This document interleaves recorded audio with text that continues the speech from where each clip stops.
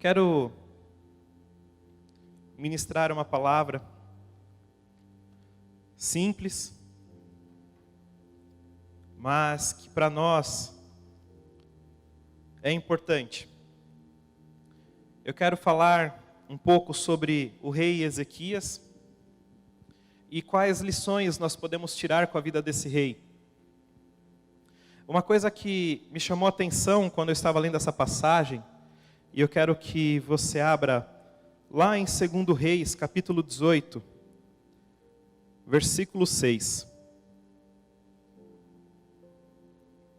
2 Reis, capítulo 18, versículo 6.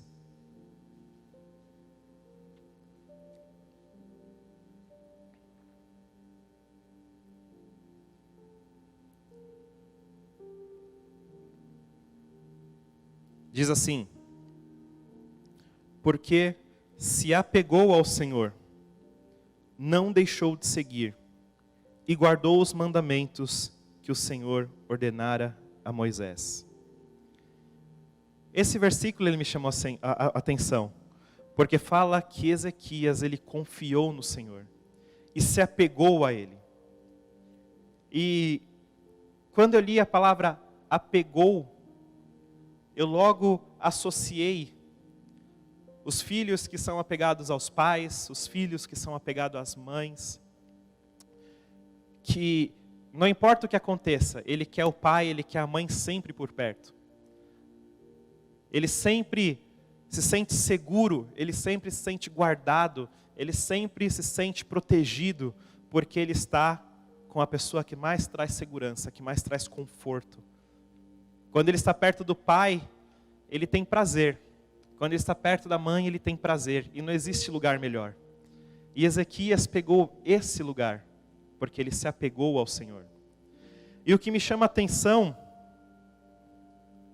aqui é que quando nós estamos apegados a Deus, quando nós estamos apaixonados por Ele, quando nós queremos viver tudo o que Ele tem para nós não vivemos de qualquer jeito. Nós queremos exatamente tudo o que Ele tem para nós. Aquele sentimento, eu não posso perder nada da parte de Deus. Eu não posso perder um dia na sua presença. Eu não posso perder um momento na sua casa. Eu não posso perder um momento de intimidade. Eu não posso negligenciar isso. Eu quero estar na presença de Deus todos os dias. E eu não sei você, mas geralmente o começo de todo mundo, quando se converte, é amar a casa de Deus, é desejar as coisas do Senhor, é não ter tempo feio para viver para Ele, é você falar: Senhor, eis-me aqui, eis-me aqui. Esses dias eu brinquei com uma pessoa e eu falei: Jesus, lembra aquele dia que eu falei lá: Senhor, eis-me aqui, conta comigo, e você falou: conto. Aí bate aquele frio e você fala: ai meu Deus, por que eu falei isso? Já tiveram essa sensação? De Deus te dar algo e você fala: uau, quem diria que o Senhor ia fazer isso comigo? Então, no nosso começo de caminhada com Deus, nós somos apegados a Ele. Nós temos orgulho de falar que pertencemos a Cristo. Nós temos orgulho de carregar a nossa Bíblia debaixo do braço. Nós temos orgulho de gastar o nosso tempo dentro da nossa casa na presença de Deus. Mas o tempo ele vai passando e o dia a dia vai passando também. A sua rotina, as suas responsabilidades, elas vão tomando conta da sua vida. E se você não toma muito cuidado, esse apego, essa paixão, esse amor, e entenda, nós não estamos mais em uma fase de paixonite. Nós precisamos ter uma paixão, um amor maduro. Mas esse amor maduro, ele não pode ser sufocado pelo nosso eu. Esse amor maduro, ele não pode ser sufocado pelo nosso dia a dia. Esse amor maduro, ele não pode ser um amor de qualquer jeito. Ele sabe que eu amo, então tá bom assim. Eu não preciso falar que eu amo, ele sabe. Eu não preciso orar, ele sabe. Ele sabe mesmo. Mas quando você é apaixonado por ele, você quer ter intimidade. Não basta você falar, você quer ouvir. Não basta você cumprir o seu protocolo espiritual, seu protocolo de crente, de pisar na igreja, você sempre quer mais. Você sempre está atento. Você sempre está disposto a estar na presença dEle. E nós precisamos tomar cuidado, porque quando a rotina ela começa a sufocar o que é santo, nós começamos a deixar de desejar os sonhos de Deus para as nossas vidas. E quando eu falo sonhos de Deus, eu não estou falando só o seu chamado, não estou falando do seu ministério. Na verdade, isso é a última coisa que eu quero falar. Mas eu estou falando da sua vida com Ele. Da sua caminhada de prosseguir em conhecer o Senhor todos os dias. Porque não importa se você tem 15, 20, 30, 50 anos de evangelho, você sempre vai precisar conhecer o Senhor. E eu me pego muitas vezes falando, Senhor, não me deixa me acomodar com isso. Porque às vezes eu estou cansado.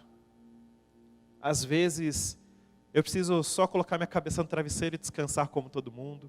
Às vezes eu tenho um monte de coisa para resolver e daí não dá tempo. E às vezes eu me pego e que eu falo assim, eu não falei com Deus hoje. Entende? Não é um ritual. Você ter a preparação, você entrar no seu quarto, você colocar o véu branco, você se dobrar no seu quarto, você abrir a sua Bíblia. Não, é você conversar com o Senhor. Você pode ter o seu momento de intimidade separado, um momento à parte, um momento só você e Ele. Mas se você não consegue ter isso no seu dia a dia, não fique colocando uma barreira de como você tem que adorar e como você tem que buscar a Deus. Busque onde você estiver, na sua casa, na rua, vá falando com Ele, mas não deixe a sua intimidade com Ele ser sufocado pelo tempo. E para te situar um pouco, o que me chama a atenção é que Ezequias manda abrir as portas do templo. E é óbvio que se manda abrir as portas do templo, é sinal que estava fechado, mas esse lugar nunca podia ter suas portas fechadas. Quando nós falamos do templo, que o povo ia adorar, que o povo ia oferecer sacrifícios, ele não se fechava. O sacrifício era contínuo. O altar devia estar queimando todos os dias. O sacrifício deveria ser colocado, não tinha manhã, não tinha tarde e noite. Era um lugar de adoração. E a Bíblia mostra que em algum momento as portas desse lugar foram fechadas. E o que me chama a atenção disso é que as portas foram fechadas e o povo não sentiu falta. As portas foram fechadas e ninguém se incomodou durante um período que elas não podiam mais oferecer sacrifícios. Não é igual hoje, que nós podemos entrar na casa de Deus, adorar, nós não precisamos sacrificar nenhum animal. Mas pensa que quando nós falamos do povo judeu, nós estamos falando de um ato que era importante, cerimonial. Que para eles serem perdoados dos pecados deles, não adiantava eles orarem dentro da casa deles. Não adiantava eles ir conversando com Deus na rua como nós podemos hoje. Eles precisavam ir até aquele lugar, reconhecer as suas falhas, reconhecer os seus pecados para serem perdoados. Eles tinham que ir até aquele lugar para oferecer sacrifícios de louvor ao Senhor. Mas o que me chama a atenção é que uma nação inteira não percebeu que as portas da casa de Deus estavam fechadas. Israel, ele viveu um momento de ascensão espiritual nos tempos de Davi e que continuou nos tempos de Salomão, mas que com a morte de Salomão começou a decadência desse reino. E eu falo decadência moral e espiritual. Decadência política. Eu falo de um tempo onde começa a corrupção dentro da casa de Deus, onde se começa a corrupção nos governos, onde se começa a corrupção no meio do povo. E eram tempos difíceis. Quando você lê Reis e Crônicas, você vai ver que a situação do povo em alguns momentos era muito delicada. E trazendo para os nossos dias, nós vivemos tempos delicados na política, nós vivemos tempos delicados na casa de Deus, nós vivemos tempos delicados em nossa própria vida. E se a porta da casa de Deus estiver fechada, e se o lugar do seu refúgio estiver trancado, e você não estiver sentindo falta disso, você está com um problema sério. Eu estou com um problema sério. Se estiver tudo bem, para alguns o fundo do poço, se estiver tudo bem, para alguns a frieza espiritual, você precisa rever os seus conceitos hoje.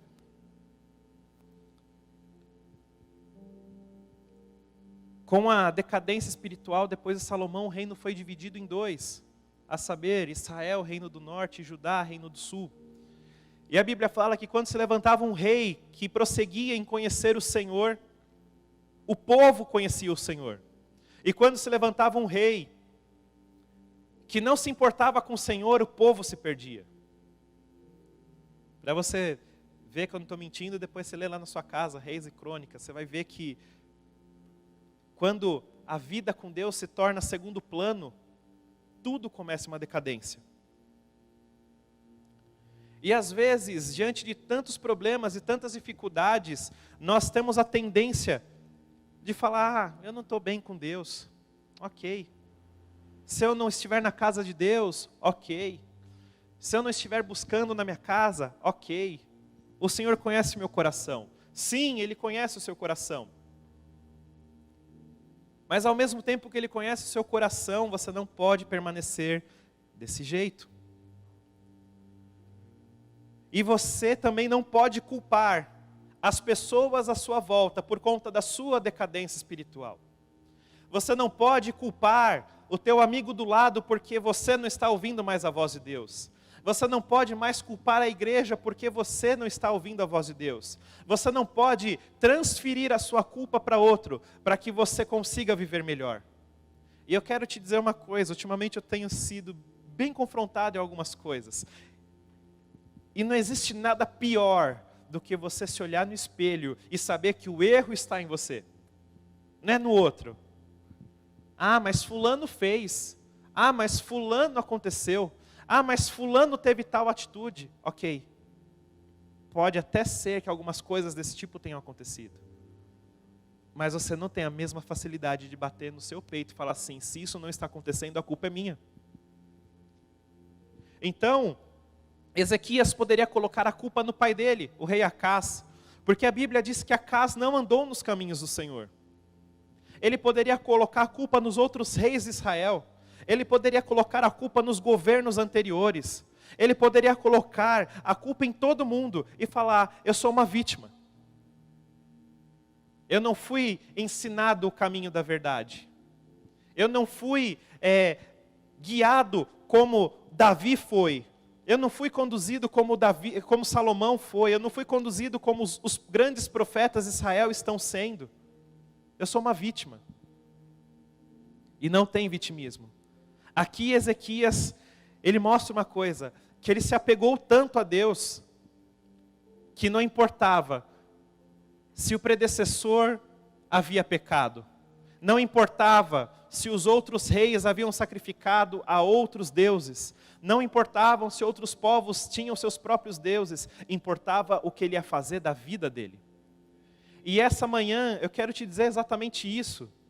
Não importa o que as pessoas à sua volta vão fazer. Você precisa fazer a sua escolha. Existem pessoas que entram, que saem, porque toda a culpa está em tudo, menos nelas. Mas a partir do momento que elas conseguem se olhar e falar, a culpa está em mim, nós começamos a dar passos importantes. Ezequias não pensou, foi o meu pai, foi meu tio, foi minha avó, foi minha mãe. Ele se apegou ao Senhor. E quando você se apega ao Senhor, você fala, a responsabilidade está em mim.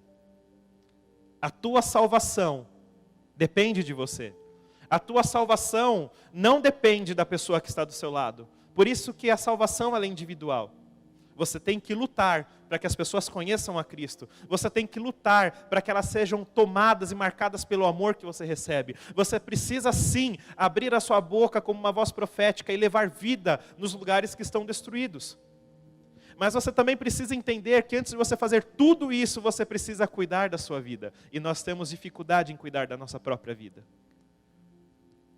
E temos uma outra tendência.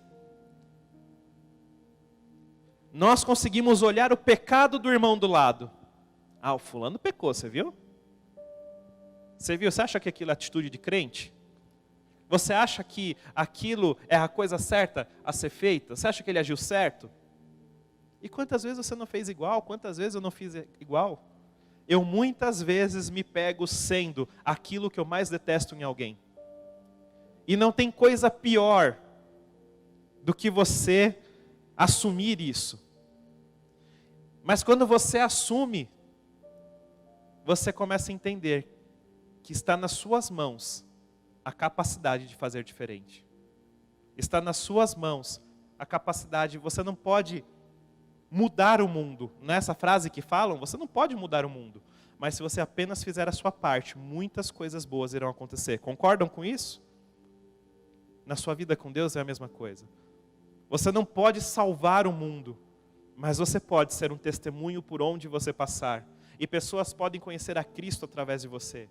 Mas antes de querer mudar o mundo, você precisa mudar você mesmo. Ezequias, ele entende a necessidade que as portas da casa do Senhor precisam ser reabertas.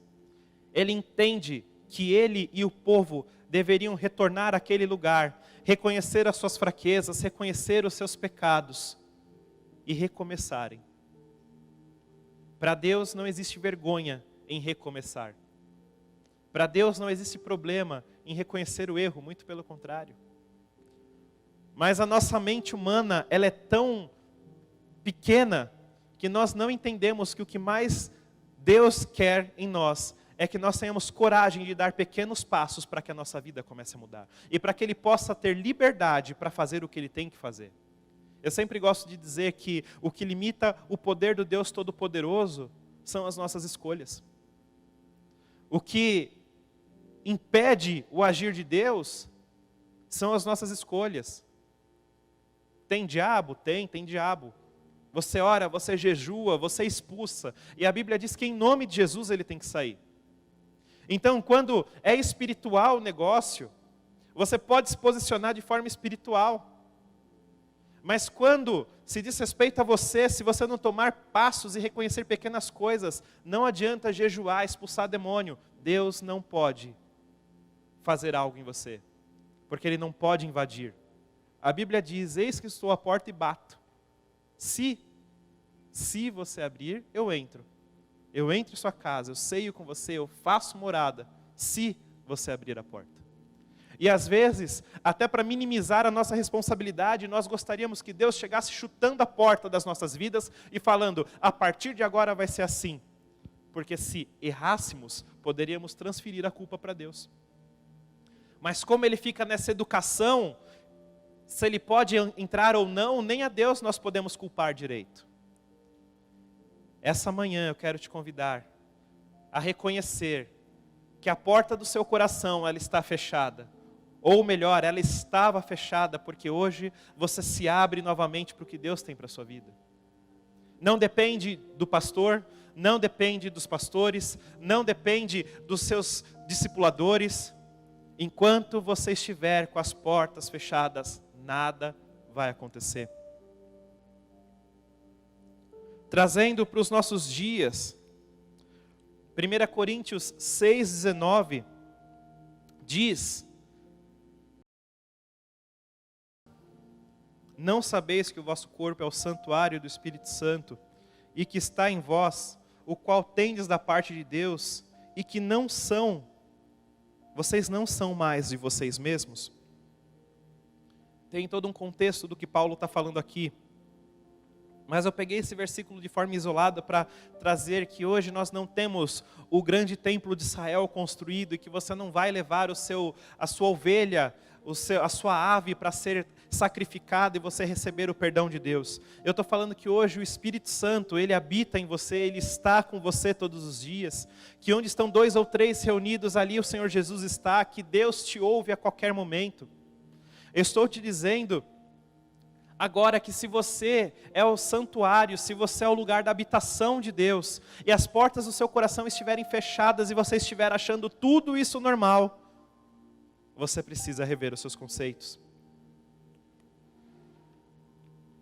Mais uma vez eu vou dizer, Ezequias se apegou ao Senhor.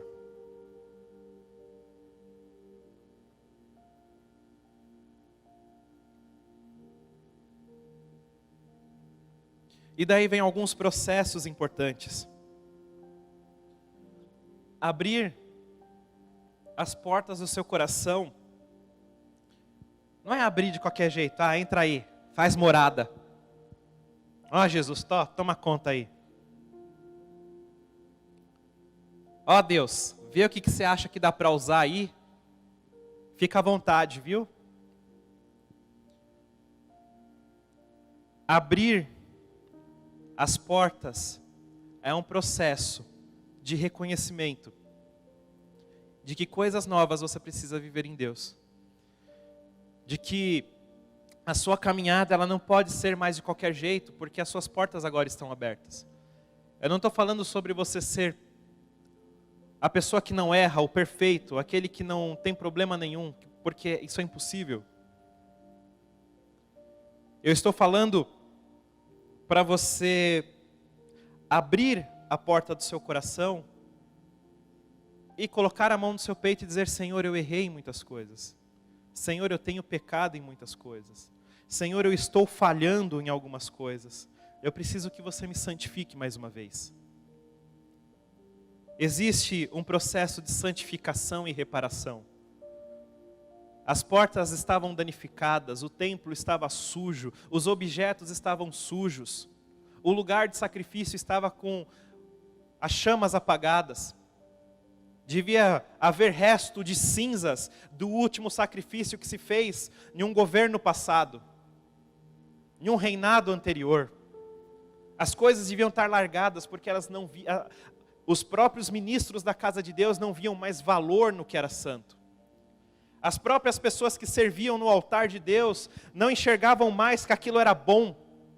Não viam mais a necessidade de zelar pelas coisas. O povo então, se o sacerdote, que é o responsável em trazer as direções de Deus, não está nem aí, o que eu vou fazer de diferente? Então, para abrir as portas, você precisa ter santificação e reparação de absolutamente tudo o que estiver danificado dentro de você. Não é mais uma coisa ou outra, porque nós não estamos falando de pessoas que estão caminhando com Deus há um dia ou dois. Para cada um existe um processo. Deus sabe como trabalhar com cada um. Para aqueles que são novos na fé, para aqueles que são bebês na fé, o Senhor Ele não vai cobrar de você da mesma forma que Ele cobra de um ministro. E eu preciso trazer uma verdade simples. Eu, Rafael, não posso ter os mesmos milindres de 15 anos atrás. Porque agora o Senhor me colocou em uma posição diferente, e não uma posição superior, mas uma posição no qual eu já sou grandinho. E agora eu vou trazer para você não está mais na mesma posição que você estava há tantos anos atrás. O Senhor não pode mais te tratar da mesma forma que Ele te tratou há 10 anos, há 15 anos, há 20 anos atrás. A coisa mais séria. Agora você entende, você discerne o que é certo, o que é errado, o que é bom, o que é ruim. Lá na minha casa eu converso com meu filho. E daí é voz de bichinho, é voz de bichão, é ding-ding, músicas. É uma coisa que ninguém entende nada, mas ele está rindo. Mas eu fico me perguntando: Senhor, e quando ele entender? Me capacita para que eu traga a verdade para ele. Então agora é um momento de cola, é um momento de carinho. É um momento onde eu preciso aproveitar, mas vai chegar um momento que, quando ele tiver 18 anos, eu não posso mais, uxi, meu niniguxo. Não vai funcionar. E se eu fizer isso com ele vai ser um bebezão espiritual. Ele vai ser uma pessoa que tem idade para fazer coisas para Deus, mas ainda vai estar engatinhando. Porque o processo dele foi todo atrapalhado. Não atrapalhe o processo de Deus na sua vida. Você não pode mais agir como se tivesse 2 anos. Você não pode mais agir como se você não conhecesse a palavra de Deus. E você não pode mais negligenciar, achando que a porta do seu coração pode ficar fechada de qualquer jeito, porque o tempo passa. O tempo passa. Tenho sido muito confrontado. Andar com Deus significa que de tempos em tempos, sabe? Quando você fala assim, todo ano eu preciso passar no médico e fazer um check-up, ver se está tudo bem. De tempos em tempos você precisa fazer um check-up na sua vida com Deus. E você sempre vai encontrar. Já ouviu também alguém falando assim, nossa, eu nunca vou no médico, quando eu vou por uma coisinha encontro 5. Né? E é isso. Você vai mexer em uma coisinha e que você vai falar assim, nossa, esse daqui não dói mais, Deus, que bom. Mas você vai olhar outras coisinhas que você fala, nossa, aqui estava no quartinho da bagunça, isso daqui ainda dói, eu achei que estava tudo bem. Isso daqui já era para eu ter visto antes, mas eu não vi. Não dá mais. Não importa qual é a sua posição. Não importa se você está em cima do altar com o microfone pregando. Não importa se você está sentado e você hoje só está sentado na cadeira porque você não exerce nenhuma função para Deus. Não importa. Não importa. O que importa é que você precisa entender que existe sim um caminho para a presença de Deus. E não existe um caminho para a presença de Deus com atalhos. Não existe um caminho para a presença de Deus com desculpas. Enquanto você der desculpa para você mesmo, você vai continuar parado, você vai continuar travado. Então não olhe para o outro, olhe para você. Portas abertas de santificação. E não podemos hoje dizer que somos apegados ao Senhor, sem antes deixar o Espírito Santo trabalhar em nós. No meu começo de conversão, quando era tudo lindo, eu era apegado ao Senhor. Sujo, mulambento, de qualquer jeito, porque existia um processo. Eu não sabia direito o que eu estava fazendo na igreja, mas eu queria viver aquilo. E nesse momento você se apegado, Deus não vai falar, sai daqui, ô sujinho. Não vai balançar a perninha para você, fala, não, vai para lá. Quando você começa com Deus, você precisa começar como você está. E Ele, por conta do seu coração aberto, Ele vai trabalhando, Ele vai mudando, Ele vai limpando. Mas hoje em dia, não tem como dizer que eu sou apegado a Deus, se o Espírito Santo não tiver com a chave do lugar que Ele mora.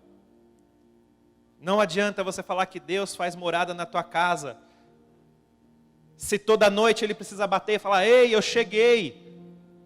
E você fala, peraí Jesus, e você corre. Já bateram na sua porta e a casa estava bagunçada? Principalmente quem mora em casa.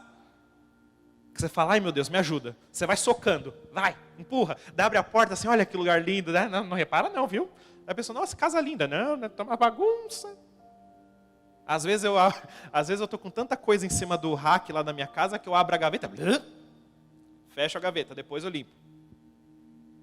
Não dá mais para ser assim. Segundo Crônicas 29, versículo 5. Nossa queda ela começa quando nós sujamos a casa de Deus e fechamos a porta como se tudo estivesse bem.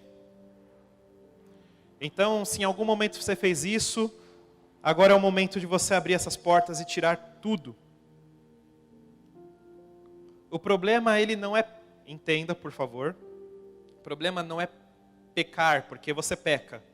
Se você inventa uma mentirinha, você peca. Existe pecado, você peca a todo momento. Se você não abriu sua boca, mas você matou alguém na sua mente, você já pecou.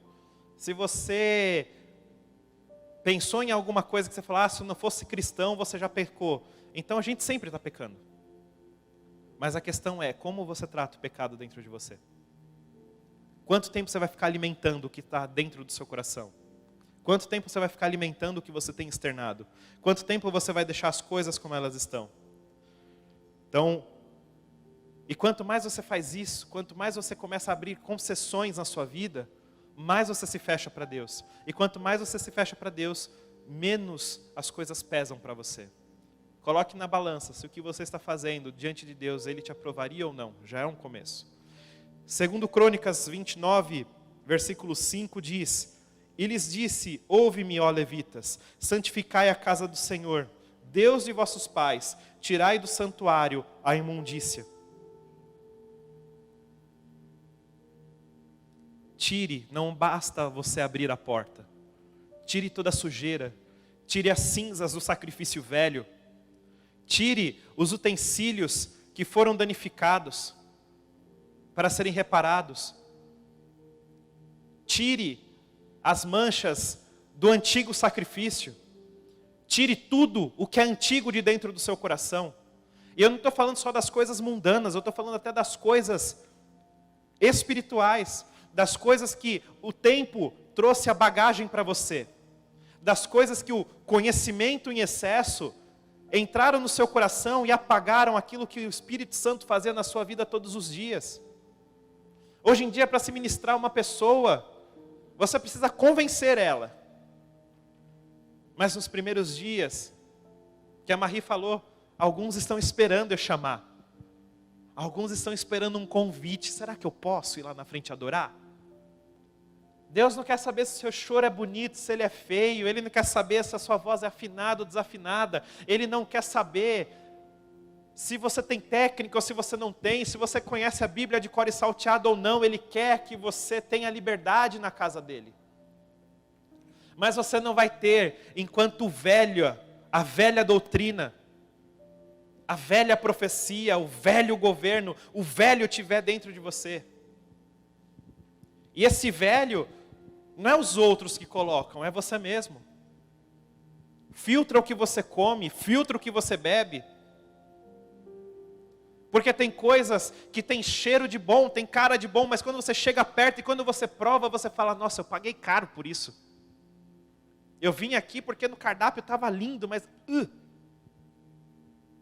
Já fizeram isso? Esse não serve para você. Vá no simples. Às vezes você quer pagar tão caro por coisas, e Deus está falando, prove o simples, coma o simples, vai te sustentar mais. Tire toda a imundícia mundana, toda a imundícia do velho de dentro de você. Restaure todas as coisas.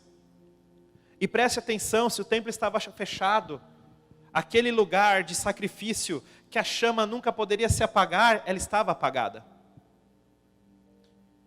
Então é tempo de buscar um óleo novo. É tempo de acender o lugar do sacrifício. É tempo de fazer esse altar queimar novamente. É tempo de desejar que essa chama só cresça e de oferecer aquilo que Deus mais quer. Você pode dizimar e você pode ofertar, isso é princípio bíblico. Mas se você acha que você está fazendo isso para mim, para a igreja, você está fazendo porque é bíblico. Deus, ele não precisa do dinheiro, Deus, ele precisa do nosso coração. Jesus, ele não morreu pelo dinheiro, ele morreu por você. Mas não adianta nada você trazer suas riquezas no altar e você nunca depositar o seu coração para ele.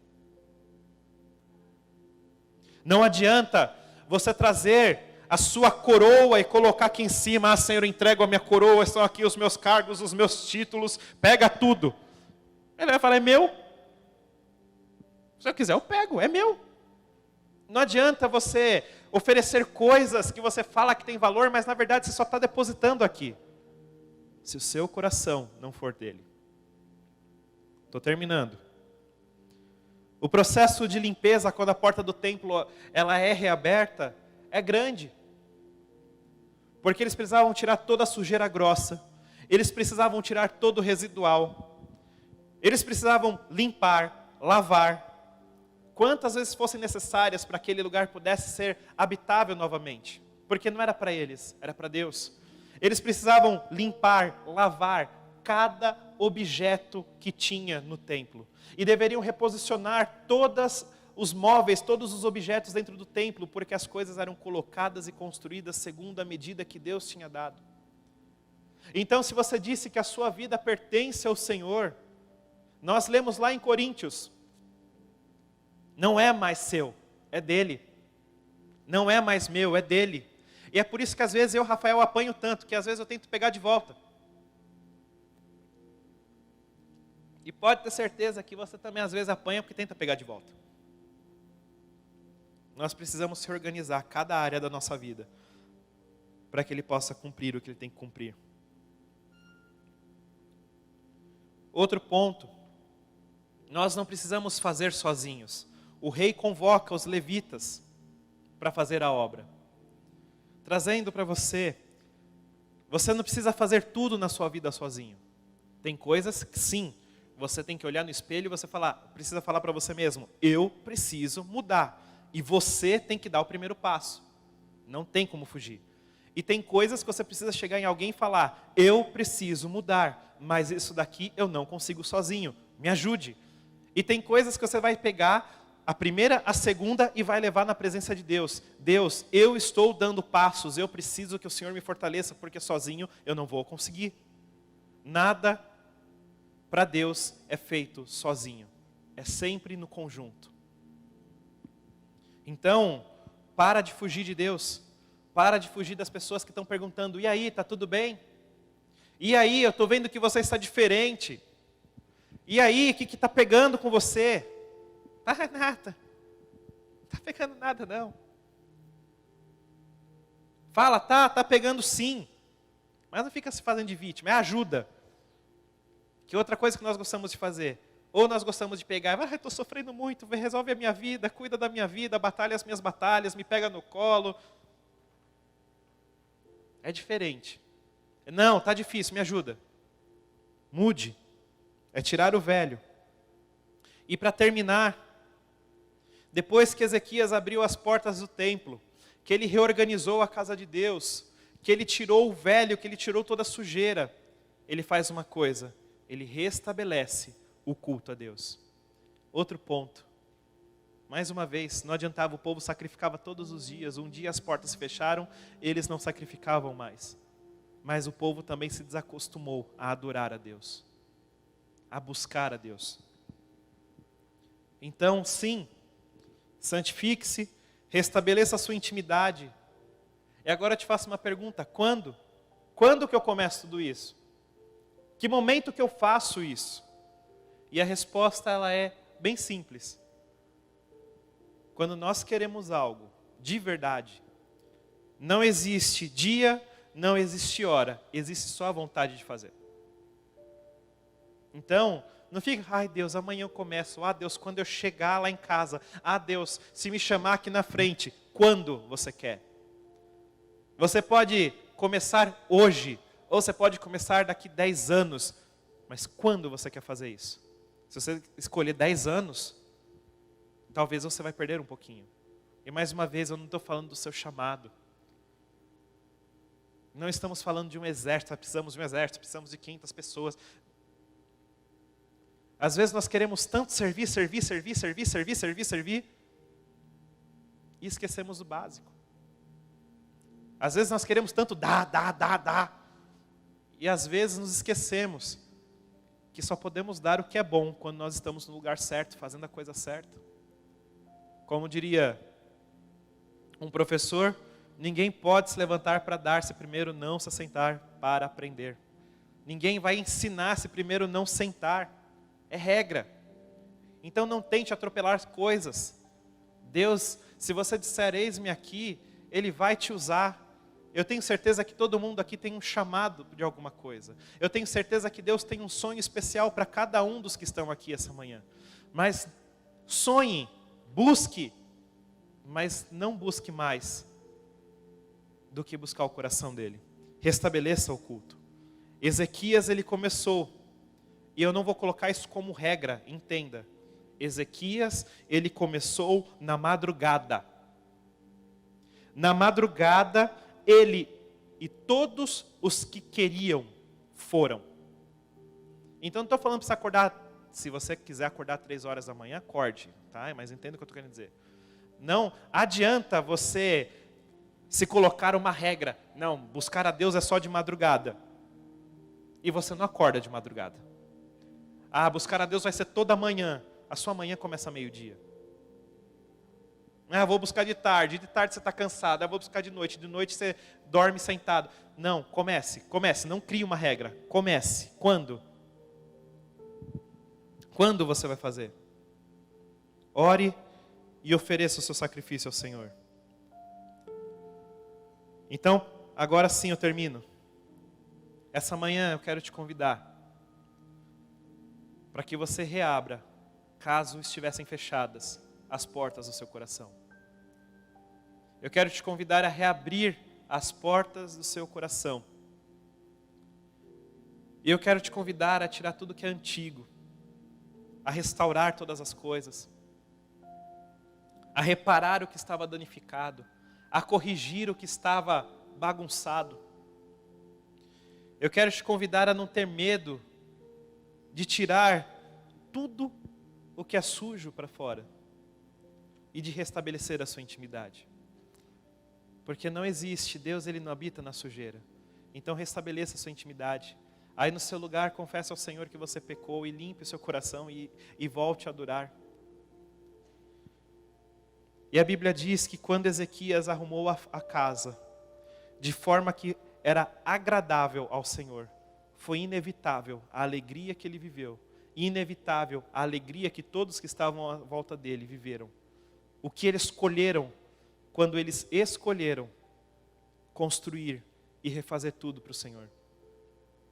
Então essa manhã eu quero te dar certezas de que é impossível você se entristecer quando você se apega ao coração de Deus, que é impossível você se arrepender de quando você pega a chave da tua casa e você realmente entrega nas mãos dele e pode falar e fala para ele: Senhor, faz outra vez.